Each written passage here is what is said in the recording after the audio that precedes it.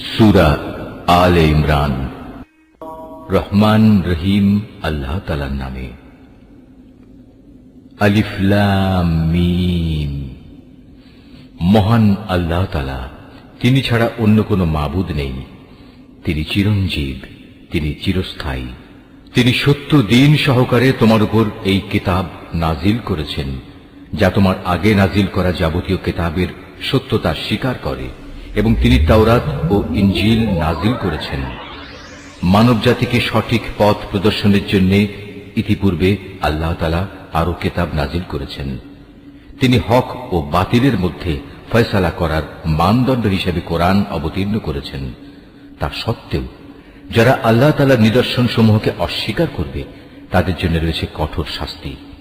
আল্লাহ তাআলা অসীম ক্ষমতার মালিক, তিনি চরম প্রতিশোধ গ্রহণকারীও বটে।